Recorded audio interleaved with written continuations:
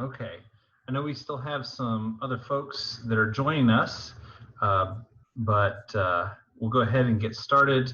I am Reverend Tim Best. Some of you may have seen me already on some screen somewhere. Some of you may not. I'm the new Senior Associate Minister here at Church Street, and I am really excited to be working with the Education Committee already and to be helping out with introducing our second week of the lecture series. This is the second of 4 weeks. Next week as well, and August 2nd, all times at 6:30. We will have our remaining events. Some housekeeping information for this evening as we prepare to get started. This is a webinar format, so you can only see the speakers and you can only hear the speakers. So the chat has been disabled, so you can't chat with one another or with us, but you will be able to see any announcements from the panelists in the chat area, such as scripture references or a link to the survey, which I think will be available following the lecture. So at the very end, Katie will make the link available to the survey. Please take that so we can get feedback, know about this event and other events in the future to make sure that this annual event continues. And I'm excited that our Education Committee was creative even this year to continue to host this lecture series. Okay, and it is a different survey each week. So there is the Q&A function. So as you're going along, and I know there are a lot of slides this evening or other interesting information, please ask your questions there that you wish the speaker to address. And you can also ask technology questions. Katie's going to be managing the Q&A. And so if you have any tech questions, she can respond directly to you, or we can make sure these get handled. Well, let us begin with a time of prayer, and then I'm going to hand it over to Amy Elias, who is the chair of our Education Committee, to introduce our speakers this evening. Will you pray with me? Almighty God, we give you thanks that you have created us with minds to learn and to seek and to engage not just the world that we know, but to engage the past that we might enrich our lives even now. Be with us as we listen to these scholars and our faith and our knowledge is deepened this evening. This we pray in the name of the Father, Son, and Holy Spirit. Amen. All right. Amy, if you'll go ahead and introduce them. Hi, everybody. My name is Amy Elias, and I have the distinct pleasure this evening of introducing two of my colleagues at the University of Tennessee, Robert Darby and Erin Darby. I'm really excited to have them here this evening because normally they're out of the country during the summertime. So it's a real, it's a terrible thing for them that they can't get out of the country to do their research, but it's a wonderful thing for us because we have the opportunity to hear about their work tonight. So I just would like to give you a little bit background on our wonderful speakers. So we have Robert Darby, who's a lecturer in the Department of Art at the University of Tennessee. He received his graduate education in Greek and Roman art and archaeology from the Department of Art, History, and Archaeology at the University of Missouri, Columbia. He taught at a number of universities before coming to UT, and then spent 2 years abroad as an educational cultural affairs fellow at the Albright Institute of Archeological Research in Jerusalem, and also was at the American Center of Oriental Research in Jordan. His research areas include Roman baths, iconography, and Roman provincial art, particularly that of the Roman Near East, and he co-directs I'm going to get it wrong again, No, you're not. Ain Gerendal? Ain Gerendal project in southern Jordan. Our other speaker is his partner, Erin Darby, who is an assistant professor of religious studies at the University of Tennessee. And she is the co-director of the Ain Gerendal Archeological Project in southern Jordan. She graduated from Duke University, which is dear to all of our hearts, and has been the recipient of several awards, including a number of travel fellowships, supporting her research at the American Center of Oriental Research, the Cyprus American Archeological Research in Cyprus, and other places in Damascus and Syria. She also received a number of grants and fellowships for her work at the Albright Institute in Jerusalem. She's an expert in the Hebrew Bible and ancient Near Eastern history, literature, and archaeology, and specializes in ancient religion and iconography. We were talking about ancient rituals right before we got on today, and she has some very interesting takes on how to purge ourselves of the current ennui that we find ourselves in and disasters we find ourselves in. Most recently, she's been working in southern Israel and is here in Tennessee as one of the founding members of the Partnership for the Academic Study of Early Judaism, and a number of other things. But Erin, I'm going to let you and Robert talk. And so thank you for coming tonight and welcome. Thanks for having us. Yeah, thanks. We're coming to you from Minnesota, which is where we are when we're not in the Middle East in the summer. So we're going to hope our internet connection is pretty strong. And we want to jump in because we've got lots of really cool stuff to show you. So I'm going to attempt to share my screen, and you've got lots of pictures to see tonight. So hopefully everything will work well. All right. So this is a presentation about our site. I'm going to say a little bit about Ein Gerendal. Why don't we progress through it? So Ein Gerendal is the modern name of a location in southern Jordan. So in this area on the map, which in antiquity was the Roman province of Arabia, and then later the Roman province of Palestina. The map you're seeing is from the later Roman Empire, so around the year 300, in the period when the Roman Empire was split into 4 regions by the Emperor Diocletian. We today call this the period of the Tetrarchy, where there was 4 rulers, one for each area. And it's really during this period that we see the advent of Christianity into and across the Roman Empire. So our site relates to that. Yeah, and our site is in this province we're going to be talking about. Right, so there you go. You can see the map. You can see the map showing Ein Gerendal. Some of you might be familiar with the ancient city of Petra. It's one of the modern 7 wonders of the ancient world. It's also famous from its appearance in Indiana Jones and the Last Crusade. So we're about 40 kilometers southwest of Petra, and we're about an hour's drive or 70 kilometers north of the modern city of Aqaba, which you might know from the Lawrence of Arabia movie. Yeah. Or it's the ancient Roman port of Isla was located there. So we're south of the Dead Sea, south of Jerusalem, near Petra, and north of Isla. Right on the border with modern Israel. Yeah. It's just a stone's throw from the site, actually. We should say there was no modern border during the Roman period. That's so we worked literally on the border between modern Israel and Jordan, but those didn't exist then. The road that we're on kind of ping-pongs back and forth across the Wadi Araba. All right, that's what the site looked like before we started excavating. Can you say a little bit about the Araba Valley?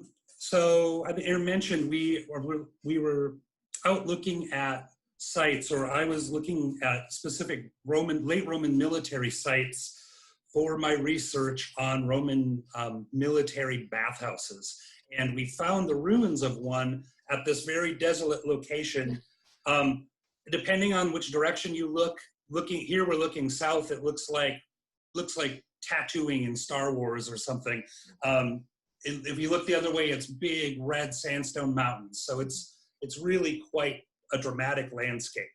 And maybe for a different talk and another time, the desert landscape features prominently in the kind of research that we do because it would have been so complex a place to make this sort of an outpost. And of course, what our geoarchaeologist, his name's Howard Sear, he works at the Laboratory for Environmental Archaeology at the McClung Museum, has determined is that what you see in front of you is not actually what the Roman period environment would have looked like. It would have been lower and maybe perhaps less dunes. But that's for another time. So we weren't the first ones to visit the site. This is a little travel from Aqaba north. On the screen on the left, we have the famous Czech ethnographer and explorer Alois Musil. You can see he's honored by a postage stamp. And then on the right, we have none other than, we have Lawrence himself, T.E. Lawrence of Arabia, who visited the site about a little under 10 years after Musil and described the entire region as an area fit only for camels. And he wasn't very nice about it. No, actually. No, he wasn't. But here you do have the first drawing of the site by Musil. And Musil drew on the left-hand side, you can see the square outline of a building that he correctly identified as a Roman period fortress, and then some other structures out from it that he didn't quite get right. But so it's those buildings that we started exploring. Right, so one of the reasons that Robert was made aware of the presence of the site, he had suspected there was a bathhouse there, but a colleague who had been doing some work in the region sent us images of the site that indicated there had been some looting. And these are images we took when we went down to do a foot survey. A survey is where you're walking around the site, you're picking up pottery off of the surface, and you're recording what you see. And most of the time when archaeologists are at a site and they're recording what you can see, you're maybe dealing with the very bottoms of the walls because things get destroyed. And what became abundantly clear when we went to the site was not only that there had been looting damage, but that the structures were preserved all the way to the ceiling, which it almost never happens. And you can see here where my cursor is the top of a doorway. So when we saw that, we knew, okay, this is a pretty well-preserved site. It's going to require... That's right. But we also knew that people knew about it. Right? Right. And so excavating it in some way was the best way to preserve it. And of course, archaeologists, yet a different talk, work with national governments. You know, we don't just wander around taking antiquities like people used to do. And so you have a lot of work with modern politics, modern national identity, modern archaeology, and our work at the site is authorized by the Department of Antiquities. Department of Antiquities of Jordan. And we partner with the Bedouin who were resettled away from the site by the military, but still consider this their ancestral territory. So that was my my silly fainting whenever we actually saw not only the damage that had been done to what turned out to be the bathhouse, but also the level of preservation. And the level of heat at the site. Yeah, it's hot. It gets up well above 100 almost every day in the summer. There's less than 40 millimeters of rainfall per year. This is what we call extreme desert. But it's a dry heat. Yeah, actually that does help, but it's hot. So that was in 2009, the images you just saw. In the following year, in 2010, we started the archaeological investigation of the site. You can see on this topographical plan, we started working in the area of the fort, which you see on the left, and we opened up what we call squares or trenches. And then off to the right were the buildings that we found had been disturbed by looting. That had been here. And that turned out to be the Roman bathhouse and a latrine adjoining it. Now, the reason why all that's important and related to our topic tonight is it's within the bathhouse area that we first start to encounter evidence for Christianity at the site. I'll take a little detour just to show you one of the coolest things we've ever excavated by UT students under Robert's direction in this area. So this is looking at the front or the main gate of the Roman fort. Now down here shows you where it is. Yeah, shows you on the plan. You can see a step. Oh, I lost my cursor. A step that goes right into the front door. Now, archaeologically, this gate was actually the full width that you see. So it would have gone from here all the way across over to there. They narrowed it up in a later period. Now we'll talk about those later periods as we progress. But so the really important part though is in front of the gate. In front of the gate, we found what's called the Eingerendal inscription. A large limestone block inscribed in Latin.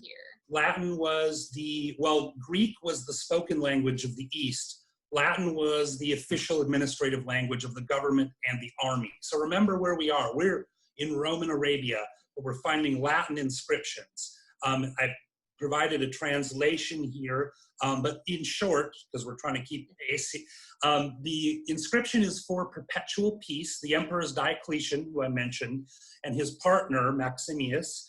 And there are two Caesars. The Caesars were the junior emperors, so that makes our 4 tetrarchs. Stationed in this place, the cohors to Galatarum, that is the second cohort of Galatians. That is an infantry unit that we know about from other documents, through the foresight of the provincial governor Priscus. And we know now from the discovery of this inscription and others that mention Priscus that he was the governor of the province of Syria Palestina. So we were able to identify the location, the unit stationed there, the governor, and from this, another historical document tells us that that unit was stationed at a place called Arialdela. So we probably, the Romans probably called this site Arialdela, not Eingerendal. But you notice Gerendal sounds a lot like Arialdela, that's phonetically, so it's possible. All right, so if we want to focus on the evidence for Christianization at the site, we should probably take a second and explain that even though the name of the cohort is named after Galatia, and that's because it was raised at a time when there were probably prominent members coming from that region. But by the time we're discussing here, you have local people that are also in the army. And so part of the question of Christianization has to do with, did the influx of local people in this garrison have a part to play in the adoption of Christianity in the military here in the South? It's worth noting that the unit was raised in around 106, I believe, by the Emperor Trajan. And it is brought to the region during the 2nd century to take part in the quelling of the Second Jewish Revolt. So sometimes it's called the Bar Kokhba Revolt. You might know it by that So we don't, and then we don't hear about it again. So for about 150 years, the unit is off the record, and then we know now where they went. So that was part of that reorganization of the empire Diocletian ushers in, and that's a large part of Robert's research, is why units that were perhaps in a different region of what is today the Middle East were moved further to the east. Right, and with that reorganization of the provinces and the splitting of the empire, Diocletian moved and transferred all of the military from various cities and bases to the eastern frontier and the other frontiers in an effort to restabilize the empire after almost having it collapse in the 3rd century. So that's sort of set the stage. Auspicious time for all sorts of things, not just the Roman organization and the survival of the empire, but also the spread of Christianity. So here is, we're going to do a very quick tour of the bathhouse and show you the room that really matters for the topic we're talking about. So this is just a top plan showing the rooms of the bathhouse. Now, for some of you that have traveled, or if you have any art history classes, Roman baths were like, they're the equivalent of our modern day spa. We had a cold room, a warm room, and then a hot room. And the little blue highlighted area was the hot tub. We found an almost perfectly preserved hot tub. And it's really this room, what's called the frigidarium, or the cold room, that we're going to look at now. So in 2010, we first opened up excavations in the bathhouse. The room on the left in the foreground is that room that had been looted. You can see the doorway now exposed. We can see the top of it. And then this, a room we didn't know about to the right on the image, and that was eventually identified as the frigidarium. In 2010, however, you can see we excavated a portion of it. On its eastern wall and southern wall, this shows 2 walls in drawing form next to each other. We have some of our most fantastic finds of the season. We have various images, both of humans. We have bathers, 2 nude male figures. One of them holds a strigil, or a bathing. It's an instrument for bathing. We have on that south wall anchors, which the reason there are anchors we'll find out in a minute. And then back on the east wall with the bathers, we have various types of other imagery. We have a fish, we have a camel, and then we have an enigmatic symbol there on the screen, which is not so enigmatic, but it's what has been identified as an early Chi-Rho symbol, the first two letters of the word Christos and for Christ. To its right, interestingly, however, is, again, an unidentified figure, which if any of you have any ideas, go ahead and send them to me. We get a cursor there or not? Yeah. This guy here, it looks like a stump with bumps on it, and then it's holding a staff with two twisted snakes, or perhaps. So we've got all kinds of interesting symbols going on in here, and naked bathers. This is the room when we finished excavating. We backfilled it and didn't come back to it till 2017. This is what that room looked like once it was fully cleared. There's a doorway out to the courtyard. You can see the door on the right. It goes into the into the tepidarium. Those anchors are visible on the left on this image. The two anchors we drew in 2010, and they in fact led to a ship. Now the ship is surrounded by very faint Greek writing, ancient Greek writing. Remember I noted that the lingua franca was Greek, but the official language is Latin. We have other little images like ships next to it as well. Then on the wall facing the image with the Chi-Rho, we have an image of a goddess who we think is, we identify it as a goddess because she's in a very typical pose for the goddess Fortuna, or the goddess of luck, which is also often associated with the Roman army. She wears a diadem indicating her high status and puts her foot up on the prow of a ship. In this case, it's interesting because the ship is a Nile skiff. So it's possible this is a kind of melding of Fortuna and the Egyptian goddess Isis, or Fortuna Balnearis, the goddess of the baths. All right, so just take a breath. This is very interesting. This means that in the bathhouse, before we had any other evidence of Christianity at the site, we had this proto-Chi-Rho. We didn't know if that meant that somebody had scribbled it on there after the fact. We didn't know if maybe there was one Christian person, but everybody else wasn't very interested in Christianity. And we also have images of what is certainly Roman period deity who is not effaced. So if there was a problem with having an image of a goddess, for example, you would imagine that there might be intentional manipulation of the face or scratching it out. And in fact, we have that on the inscription that Robert was talking about. Poor Maximian didn't end up doing well in the Tetrarchy, and they had chiseled his name off that inscription. And yet here is this perfectly lovely Roman period goddess, completely unharmed. So this left us with a ton of questions about how widespread Christianity was, and is the Christianity open to all sorts of different kinds of images, if not practices, from the area. So this takes us to the fort.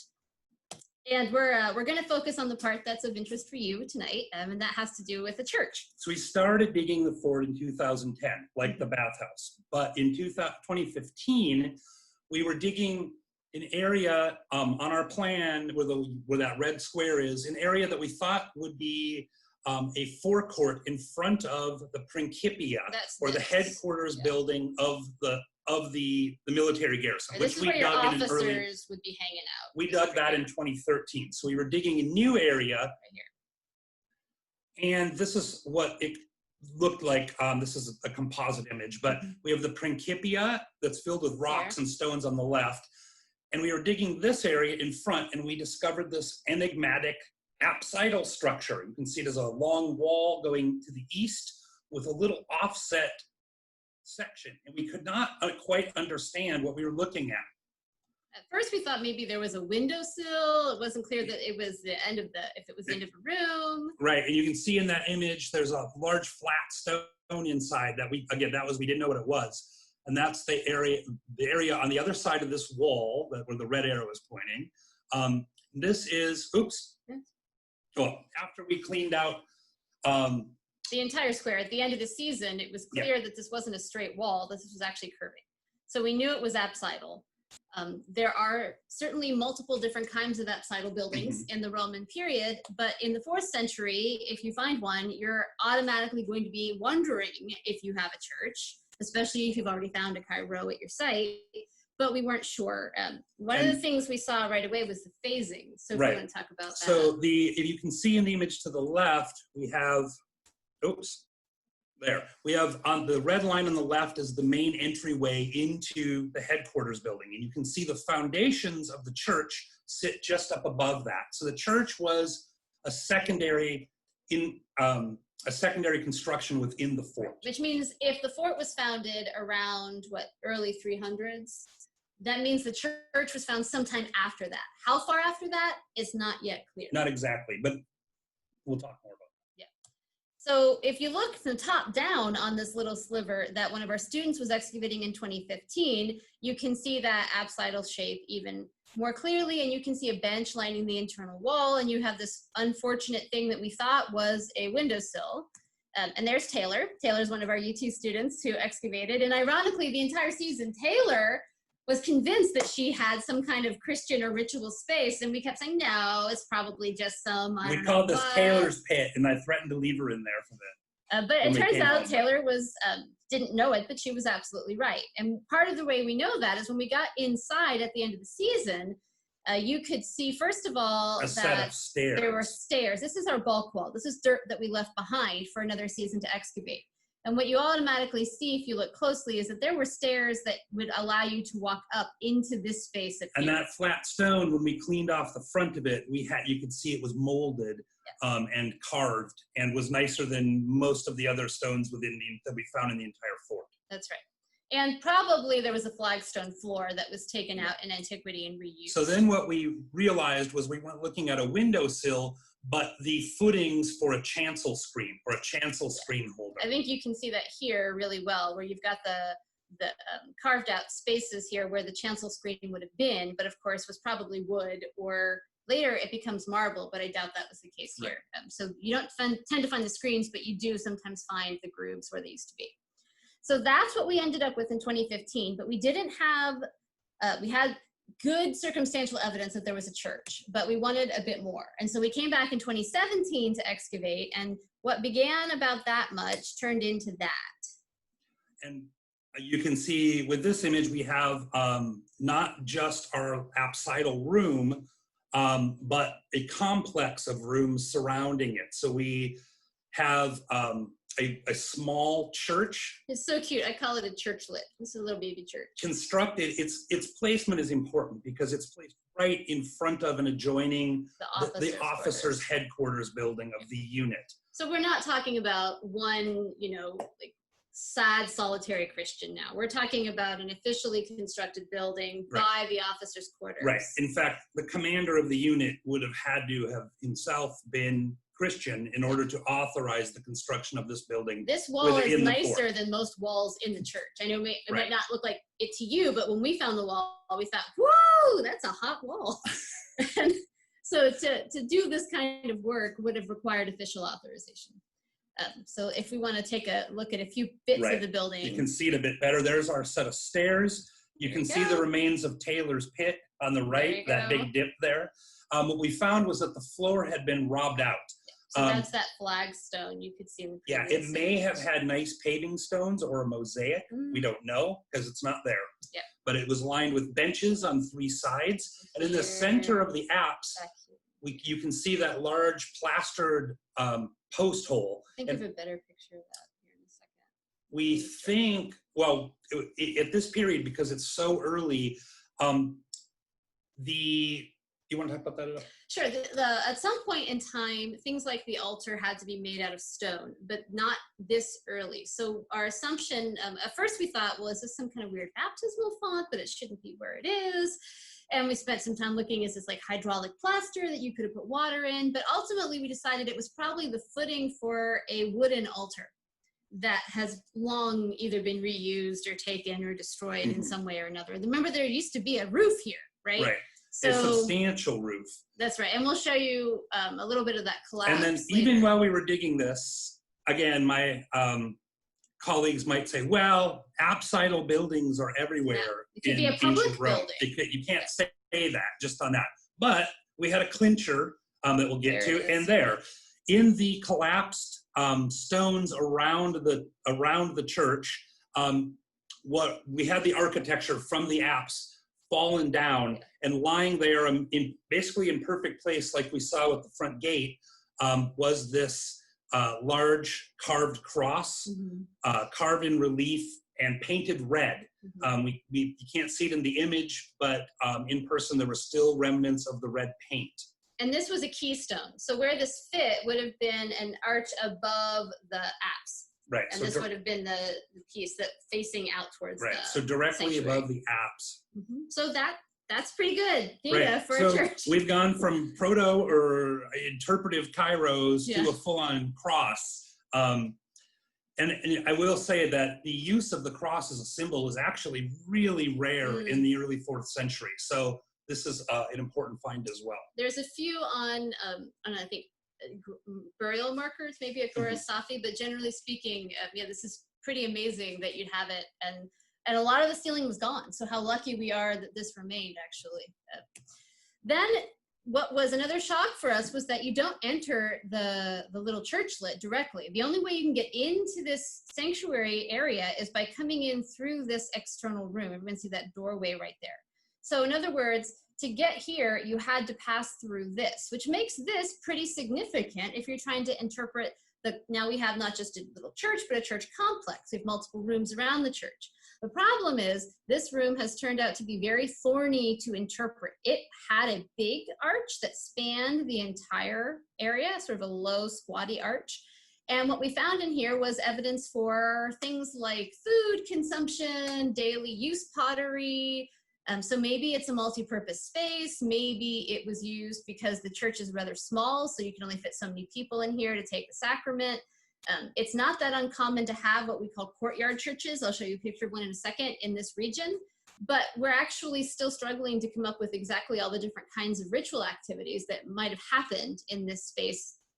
However it had to be significant because you couldn't get into the church any other way. It's the only entry point.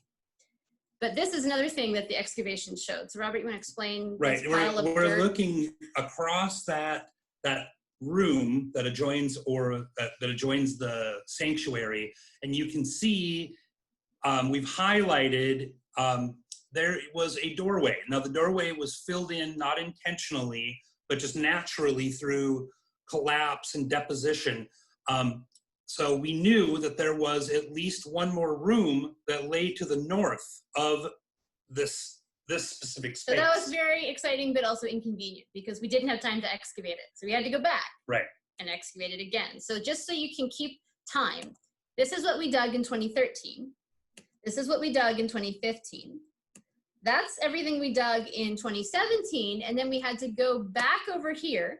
That would be that entry point to the room, and also dig the room to its south, because you could have potentially accessed both of those rooms. There was a room that would have originally been in use prior to the construction of the church. The church blocked off another doorway, so we knew there was at least one, if not two, rooms that lay to the west. And this is where we can use your help, because it became our job to figure out what the purpose of these two spaces were. So that was the whole goal of the 2019 season when we took UT students again. And this is just an example of a very early church at Dura Europos. That's a site up in Syria. You see they had a courtyard, a central courtyard, and then it led into a teaching area, and they had a sanctuary over to this side. This is not an apsidal structure. No, and it was originally a house that was a house converted. Or a public building that was converted for use as opposed to ours, which is what we call a purpose-built church. Right. This is a domus ecclesia, or a house church. You mean it's in Syria? Yeah. Right. So the reason that matters is because with the advent of purpose-built churches, you really are seeing kind of a new official recognition and acceptance of Christianity. And one of the things that caught our attention right away at this 3rd century church is this room back here. Now this is the baptistry. This is where baptism would have taken place. And it's a little bit counterintuitive to modern audiences. Why in the world you'd hide your little baptistry back where only a few people could access it? But one of the big changes in Christianity between the 4th century and today is, unlike today, where you might have infant baptism if you're Methodist, or you might have adult baptism if you're Baptist, but it's a big part and the entire community is involved. And in the 4th century, baptism was an initiation rite. And there were parts of Christianity that you did not access until you were officially baptized into it. So we call it a mystery religion, like some other religions, like Mithraism in the 4th century. Baptism was an incredibly important point, and writers like Justin Martyr tell us that only after baptism, only after initiation, were additional mysteries of Christianity made known to the officiants that went through the ritual. Right, and some people, like Constantine, didn't do his baptism until his deathbed. Right. So, in other words, we were looking for a baptistry as a possible function for one of those 2 rooms that lay on the back side of the courtyard. Now, the question is, did we find it or not? This is a good example of a baptismal, you guys would call it a tank, from a bit later. This is what, 5th or 6th century? 5th century. At Petra. But what's interesting about it is they built it up from the ground. So whereas you might think of looking for a baptistry as thinking you're looking for a deep hole in the ground, in actuality, the hole here in this Petra baptistry, or even a little like a basin. Yeah, a piece of furniture, is really, really shallow. And then they built up around that shallow hole the superstructure, which is what people would have gotten into to actually do the baptism. And you can see on this image the main pool or the tank, and then there's a small basin attached to it in the upper right corner, right, circular basin. So we'll come back to that. So you're looking for maybe not even a piece of furniture, maybe not even a deep hole. You might be looking for superstructure, or you might be looking for an adjacent basin. And realize too that a person could not have laid down in this. So baptism already in the 4th and 5th centuries involved picking up water and dumping it over somebody rather than plunging somebody or squatting completely and getting out. Yeah. So the question is, did we find one or not? And to answer that, we have to talk about these areas in red. So you can see that area directly behind the church. We had started digging that in 2013, but had abandoned it to focus on the Principia. So that's why you see that kind of dipping there where we had started digging. So we came back to this with a team of students from UT in 2019 and went through that doorway and started to find lots of things. So we identified 3 distinct phases that date to this earlier period that we're studying. Phase is like a period of use, right? So, and a room could change how it's used over the same time. So we are looking in rooms that were originally built for use with the Roman fort. Before there was a church. Before there was a church, but then they were repurposed. Their function was presumably changed for use in the church. But then when the church goes out of use, then they're used again. Right. So what we're looking at here is an image of the end of the period of Roman period occupation. We found whole groups of pots, lamps, all basically abandoned on the, there's Matthias digging up a lamp in the corner. You can see the little oil lamp sitting in the corner of the room. So whole assemblages emerged from this last period. And the reason why we say this last period is because after this we have a massive layer of sand and debris that there's no real evidence for occupation. It's used again later as an Islamic period burial. So what we think, however, is that this is people moving into the space after the church fell out of use. So it means that none of this tells us anything about the way the churches were used. I mean, the rooms were used when the church was functioning. No, so we had to go through it. Right. So we excavated, documented phase 3. Again, we have lots of finds from phase 3, but we think that they are there when the Roman army moved out of the fort. That's right. So here's an overview, but we did find this, and this is a very scraggly, sad doorway that Robert can tell you a little bit about here. I'm going to back that out 1 second so you can see across. We're looking towards where the team is working. That's the area we discovered a doorway had been cut between the 2 rooms that lay behind the church and that other room north of the sanctuary. And not a nice doorway. No, that's the doorway. So it was a tertiary installation into the room. When we cleared all the way through, excavated carefully through the material, we came down on a laid floor. That is a purpose-built floor within that room that seemed to have been the resting place for the collapse of the church structure. So we had lots of pieces of burnt wood and ash and finds that underlay those, coins, pottery, glass. Some installations. So you're seeing a built sort of niche in the corner whose function is up for grabs. Right, that was filled with broken pieces of pottery. Again, we don't know if they were just chucked in there or they were used with that basin. So here you can see the overview of that room in total after it was excavated. This is the room blocked. The original door was blocked off by the church. It's right behind it. And this is that sad doorway that they cut through the middle of what used to be a solid wall. They had to remove stone foundations and mud brick.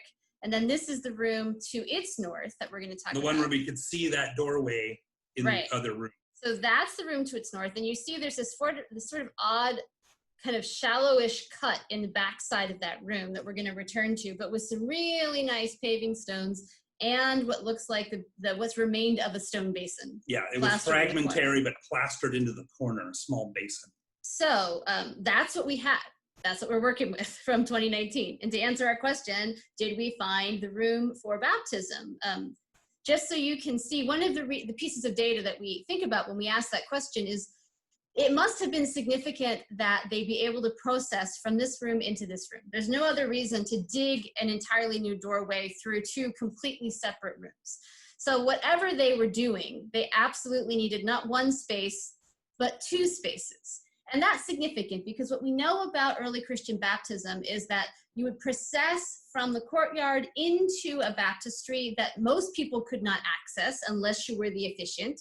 And then after the rite of baptism, you would go into a room to receive holy unction. And so it's an open question. Is this the room for unction? Is this sort of installation in the corner meant to hold something that you would have used for unction? And we do have fragmentary pieces of vessels. Yeah. Like we have what they're called unguentaria. Right. So and we also have some jars. Special pieces, like pieces of mother of pearl that are inscribed with designs. Yeah.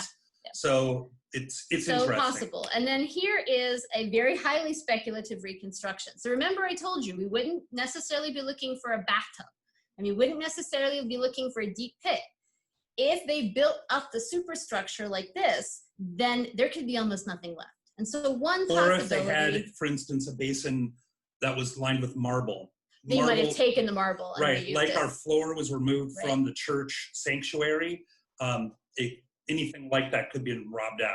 So one hypothetical is that, in fact, you had additional paving stones and that this space here, which was definitely lower in a way that looked very cut through the foundation courses, was where the baptismal once stood. And you can see that you had another one of these basins over here in the corner. We have the remains of it, but it's just broken. Yeah, that broken stone circular basin. The officiants, if they were standing here, would have faced east, which is pretty typical for the rite of baptism. And again, remember that there was controlled access into this room. So only people who were allowed to go in could have approached it. And the room that entered into it was marked with that big, wide archway that kind of highlighted the entry towards that space. Right. So you can tell us whether you think we found the rooms for baptism and maybe even holy unction or not. But we definitely have this crazy church. And one of the things that's really interesting about the Christianization process in the 4th century is that, of course, it doesn't happen overnight. So a lot of people grew up learning that Constantine converted to Christianity, that's the end of the story. And that's not actually what happened at all. It was way more complicated than that. Right. And this church seems to fall into the period of what we would call the House of Constantine, when his sons are ruling, the Emperor Constantius II. When Christianity is becoming more and more commonplace. And he encourages the Roman army to become Christian, to convert if they aren't already. And that would seem like we may have that activity in action. And although we have those historical textual mentions of this happening, we have almost zero archaeological evidence, except now we have some. Yeah, this is the only purpose-built church in a Roman fort in the Middle East, except now we have some, from the period. Yeah, we have some that are from the later Byzantine period. Right. But this is the earliest. Right. Except that this church now helps us understand there was probably one in a sister site in Israel that wasn't fully understood at its time. So it's very unusual to have a fully purpose-built standing church in the 4th century. That's not very common. Even the Holy Sepulchre, which was built by Constantine himself, what you see when you go there today is a only a small fraction of it is what was built in the 4th century. Most of it is later additions. But it's interesting that our church, while it is not by any means typical in terms of looking at something like Old St. Peter's, it follows a basilica plan in miniature. So they seem to be drawing that from somewhere, and Jerusalem's not far away.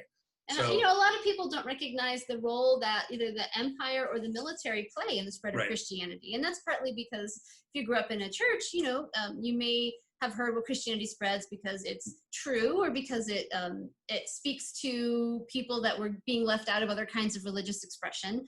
But you don't always get the other factors, like officially becoming, first becoming no longer illegal, and then eventually becoming the typical religion of the empire, and the role the army plays in spreading Christianity. So there you have it. And that's what we've done so far. We'll go back again probably in 2022 with more students to finish up some of the areas in the site. But we'd love to take questions if you have any. Yeah, that was fascinating. And we have, could you stop your screen share for a moment? Gotcha. We have some questions, and I'll see if I can mix them up a little bit. You got to the big one right at the end there, which is, what is the importance of finding that there are Christians in this fort in the Middle East? Is this really unusual? What does it mean that there was a sister site in Israel?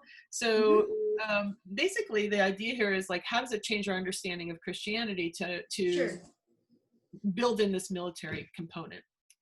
well, Good. I mean, I think Erin touched on it for one part, is that not much has been done in the study of how Christianity spread so rapidly in the 4th century. Especially in archaeology, right? So the version of history that I even teach in the classroom is dependent on texts, and mostly official texts that talk about, and official texts have a perspective, right? And that perspective is mostly written by Christians.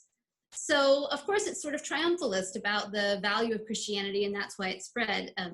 But there could be all sorts of functions and like daily life issues about how religions gain steam and why they spread to certain regions first and not others. And what we already knew about this region was that Nabatea, it's now in the Roman province, but it used to be the kingdom of Nabatea, Christianizes early. Right. And so rapidly. We had some inscriptions from the Principia that listed soldiers from the unit that had Nabatean names. So local indigenous population. Like we had one guy whose name was Abotus or something. He had the name of a Nabatean god, but Dusarus, written in Greek. Yeah. But he's also possibly Christian at the site. So you have this. So I guess it complicates our story, right? Which, as a scholar of religion, what we know about our own lives is that religion is complicated.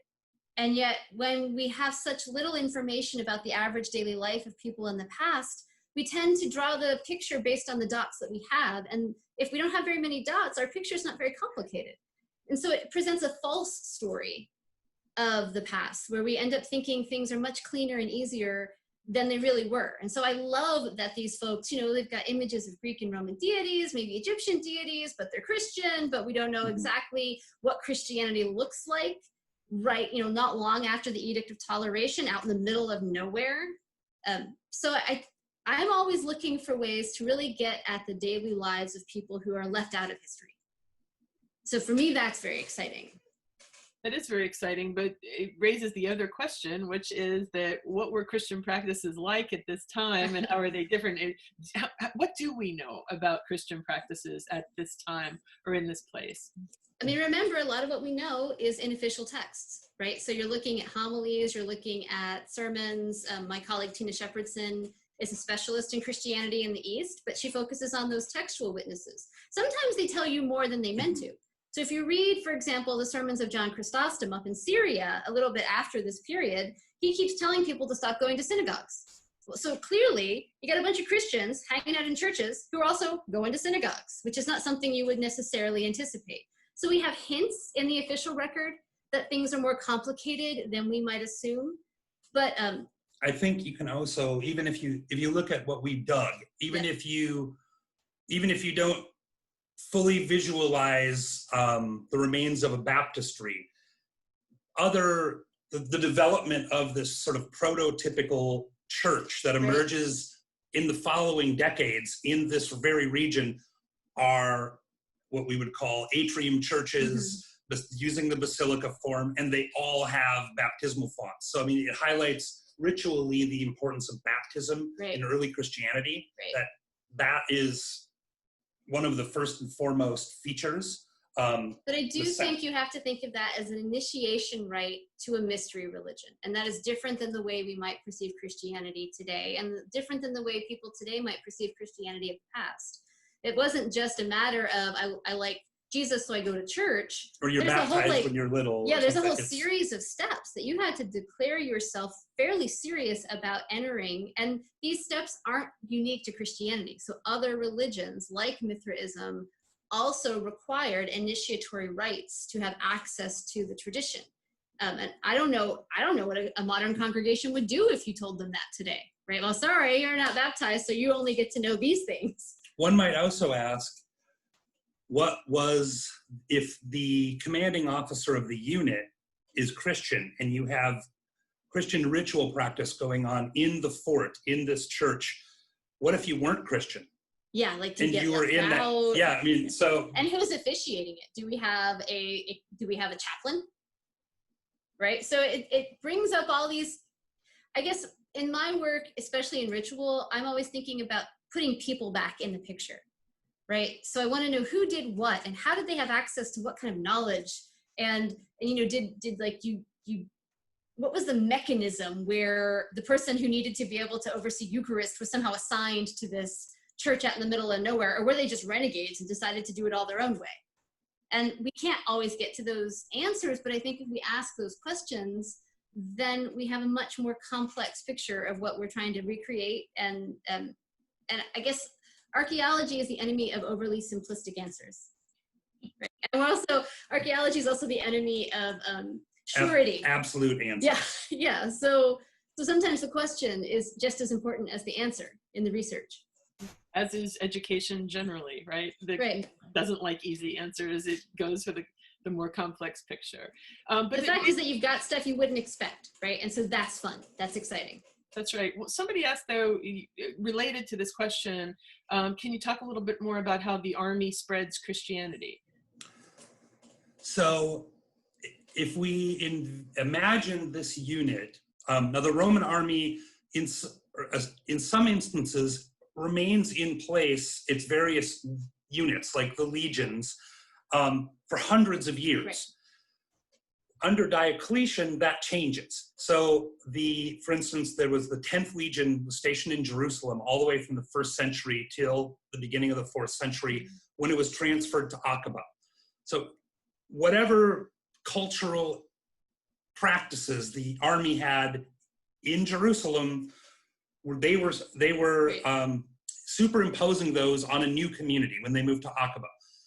After this lovely story we're telling of the Tetrarchy, it doesn't last, right? So Constantius II ends up fighting a series of wars against various usurpers and the Persians, and we think that our unit may have been called up eventually to take part in some of those. And we know that some of the larger units, the legions themselves, were transferred to other places. So it's a people movement just by itself, right? So if we envision our unit as originally being people who were from Galatia, which is in modern Turkey, moved as part of their army practice to Judea, then Palestina, and then eventually they're there for so long that they become indigenous. That is, the people the local Nabatean people start to become the soldiers in the unit, and then they get moved somewhere else. And at the point when that happens, the unit is Christian. So that unit goes somewhere else that may or may not be Christianized. And that is in how the army spreads. Well, I think it's also interesting that our fort crosses the Edict of Toleration divide, right? So when it was built was certainly before it is allowed to be Christian openly. The fort is probably built in 303. And it continues to exist well after the Edict of Toleration into the kind of post-Constantinian period. So you can see at this one spot how the official reflection, were there Christians before the Edict of Toleration? I don't know. But what we do know is that you get an official acceptance of Christianity and its own special structures for religion after the Edict of Toleration at this particular site. So think of it as like a snapshot of some ways that Christianity changes. But I find with my students, at least, that what they know about the spread of Christianity is maybe what they've learned in Sunday school, might be what a small pit that maybe they had in like world history survey.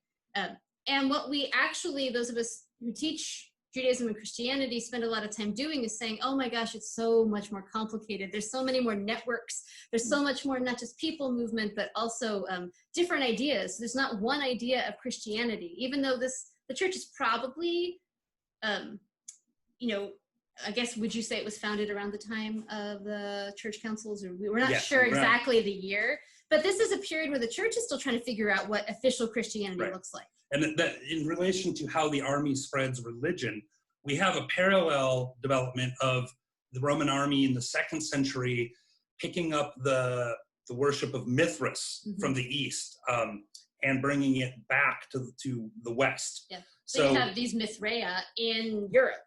Right. So you can find Mithraea all the way from northern England to the Rome east. to Germany. So yeah, I think you're talking about people movement, and I think you're also talking about the acceptance of official Christianity by imperial powers, and both of those pieces have a huge impact on how Christianity travels.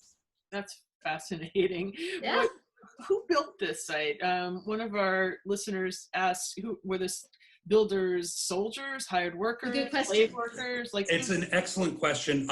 Again, we think that by the time this fort is built at Angarandal or Ariel-Dela, that the unit, based upon those names that we found, was primarily made up of people from local ethnicity, so the Nabatean or an origin. The building methods that are used also seem to reflect Nabatean building traditions. So we find in the vaulting stones for the bathhouse, a very typical way in which stones were dressed by the Nabateans. So Roman soldiers, one thing they did well is build things, and it oftentimes because they needed things to do. So, we can read from the beginning, studies in the Roman army, like Caesar's armies building 20 miles of defensive works. So yes, the soldiers were probably the ones who built it. They may have hired other people for help and purchased materials if they didn't make them themselves. And we know that the rock that's used was quarried not far from the site. Right. So they weren't carrying rock a far distance. We don't have a kiln yet. No. So our ceramicist, Tiffany Key, who... a lot of our material comes from Petra. Yeah, so she's seen on the ceramic side, you've got a pretty extensive system across Israel and Jordan today that connect these sites. Right, and this was was a trade route between the port at Aqaba and the port at Gaza. And then also even went north to Damascus overland. Yeah. So we're right kind of in the middle of a trade network. It also helps, Robert's research has shown that probably these small forts were built as a supply chain so that they could move the big legionary forces over to the far side of the empire. Or protect the supplies between them. This is the only one. This is like a whole series of little forts that runs up the Araba Valley. Wow. How is the site, one person asked, how's the site preserved during periods when it's not excavated? And that's a good question. So we practice backfilling. So in one of the images of the church, you can see the apse was filled up with sand. And we go back and do our best, if we can, to recover areas of the site, especially things we think are going to be potentially damaged. That could be harmed, especially. Like the bathhouse, we cleared that, dug all of that area, drew it, recorded it, and we if you went there today, you would never know there was a bathhouse. No, it's covered with sand again, and the Bedouins think we're crazy because... It is heartbreaking. There is something especially heartbreaking about watching 6 weeks of work get buried. But it's all we can do. And the reason is because this is so far out there, it's open to looting, and the Jordanian government does not have the resources to protect Well, and on top of that, it's on military land. So Yeah, one of the largest Jordanian military bases on that side of the country is just a stone's throw back in the hills, which means this site is never going to be preserved for tourism. What we document through digital, especially digital humanities, right? So being able to build VR models, being able to stitch together orthophotos, that will probably be, that and museum objects, the only way anybody ever engages with this site when we're done excavating. One thing we should say is that the inscription, the Ein Gerendal inscription, is in the Jordan National Museum. And you can do a virtual tour. Yeah, it's right in one of the main galleries. So we've got something from this site excavated by students from UT that's in a big national museum on display. I mean, it is a good point. Preservation and cultural heritage management is a big challenge in the region. And this particular site will never be a tourist attraction. And so we've got to do the kind of work we can to preserve it for somebody else who might want to reopen it later. We have a lot more questions, but we're actually, I think, out of time at this point. So, no. We have questions. We can go a little bit longer. If you have one more question, we can take a last one. We have questions about the politics that you have to deal with right now when you excavate. We also have questions about uses. We call it tea diplomacy. You drink all the tea you can and make as many friends as you can and do your best. Next question. But also, if you ever want to just write us, we can always talk about those things on email as well, right? We're totally open to hearing from people. I like to bring the military commanders a watermelon as a sort of welcoming gift. Actually, one of them made fun of your watermelon. He did. He told me my watermelon wasn't very good, so he wasn't my friend. But they seem like small things, but actually it's not so different from the South, where building those relationships and hospitality are central aspects of how you do work. And they matter so much more than the kind of bureaucracy that you might be used to doing business in the US. Yeah, and so when you take students over there, what are the main points that they come home with usually? What are the they come home with a completely changed perspective on everyday life of people in a different part of the world. Something they often only see on TV, and they see people burning American flags and things. And whatever they see on the news. They go there and see that they work with Bedouin. Young guys who are just out there trying to do the same task as them, and they make friends even if they have a language barrier. And we've actually found that for a lot of students, most of our students don't want to be archaeologists. They want to go to the region with professors that they trust. They want to have a research experience, but they maybe won't ever use archaeology as a professional thing, except that, we're building research skills that are easily transferable. So we've got students from engineering to animal science to nursing who come with us, not just anthropology or history people. But we found a long time ago that what I call the intercultural competency aspect of the experience is equally important to them as the research. So over the years, we've redone the field school a lot of times to even every year foreground that more. So a lot of what they're getting in the field, they're doing the research where they all leave with a portfolio that they can use, that they can then present papers on. Or they learn a bit of Arabic, how to say bucket in Arabic and things, how to. But they also they're also tested on how well they deal with orientation to the region and cultural competency. And we've had a bunch of our students who came back and wanted to do their research on the cultural competency piece. And so they've gone on to do independent studies and senior theses on that work. And I would say that for any of the people watching the lecture, Jordan is a wonderful country to visit. It's very easy to work there in the sense of getting it is the safest country in the Middle East. Yeah. And the Jordanians are incredibly welcoming and friendly. Yeah, they're very hospitable. If you want to go to Jordan, let us know. Let us know. And you can come to the dig or come when we're there. Yeah.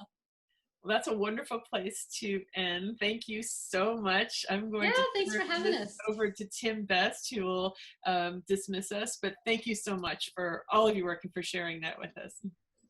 You're welcome. So that was fascinating. I want to thank you all for taking the time out of your Sunday evening to join us via Zoom. I'm ready to become a vol now, you don't actually have to be a student to come on the dig, Tim. Nope. even better. We call them Just saying. Garandalians. Just Or A-gappers. A-gappers. You could even be a like official A-gapper if you're just supporting the kids and saying, go kids, go. Because a lot of them struggle with, they had never traveled, right? So they need moral support. well, I certainly plan to reach out to you for email questions and encourage others to do that. Well, thank you so much again for what was an incredible lecture, and I'm going to go back and listen to it again. But thanks, and I hope that when you're not in the Middle East, that you can speak to us again. You have so much more I think you could share with us. So I'm going to close us in prayer. Remember, if you are still if you have not received I don't think the survey is out yet, but please, when you get ready to leave, I think Katie will make the survey available. Please take the survey and let us know what you thought about this lecture, and give us feedback so for future lecture series. If you'll all will join me. So the link, Katie says the link will pop up when you leave the meeting. So if you all will join me, we'll close in prayer. Almighty God, thank you for the willingness of Erin and Robert to share with us from their research and their passion to educate us that we might understand a little bit of our shared human history, but the history of our Christian faith, and that we might be encouraged to always ask questions and to dig a little deeper. Thank you for this time, and be with us until we gather again next week to continue our study. Amen. And again, Erin and Robert will not be with us next week, but we have, I believe next week is Brent Strawn, and I hope that you all will join us and be back here next week, same time at 6:30 on Sunday night. Thanks. We'll see you all soon.